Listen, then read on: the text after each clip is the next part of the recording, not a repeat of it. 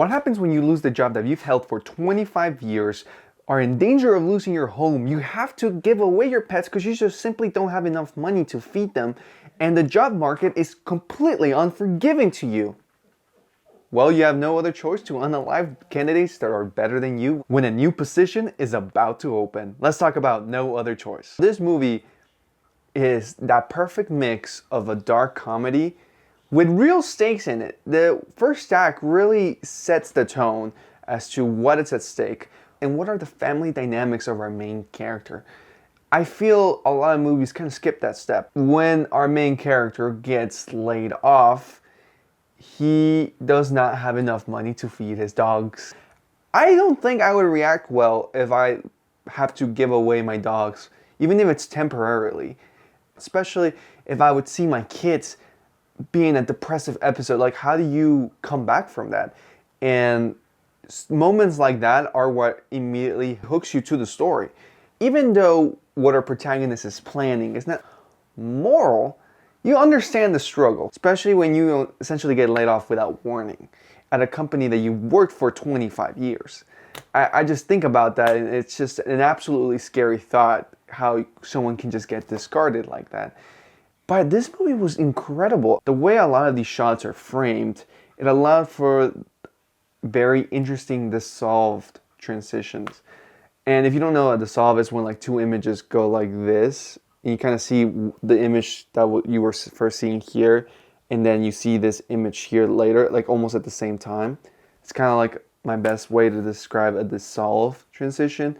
And you know, those sometimes are considered cheap outs. Sometimes they're used to just say, oh, time has passed. But sometimes when you can't really figure out a good cut, or you don't have a shot that helps you move from place to place smoothly, sometimes dissolve is the best way to go. It works. Everyone uses it. Even great directors use them, you know. But this one used it in a very interesting way that I really haven't seen a lot of it. I feel like sometimes Stranger Things does that a little bit. But this movie had really cool transitions, and it actually kind of played into what the characters were feeling. I really thought it was going to get nominated for an Oscar for Best International Film. And I'm kind of bummed that it didn't. I don't know if it just didn't come out at the right time. Again, I haven't seen all the international films that are nominated for Oscars, so maybe the other 5 are just better, and this one's probably the 6th man. But I don't know, this movie really felt really funny. The stakes, you could feel them. It was a very simplified story that was able to feel big, because again, that first act is really strong at setting up what could be lost here if our main character does not get a job. And the messages of the story is like, how far do you want to take your pride? Because sometimes when you think there's only one way out of a situation, there's probably multiple ways out, but our pride can sometimes blind us to that. So I kind of love movies that kind of make you think in that way, but also not in a way where it's like, oh, it's all dread and sadness. Like, this movie is genuinely very funny. It's good mix of dark comedy in there and comedy just overall. It's a really, really funny movie.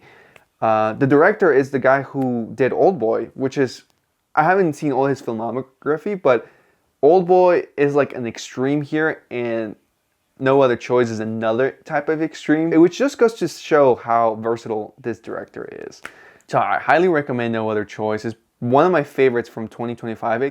It just got released here, at least in Atlanta. I think it wasn't in a wide release yet, but it finally is.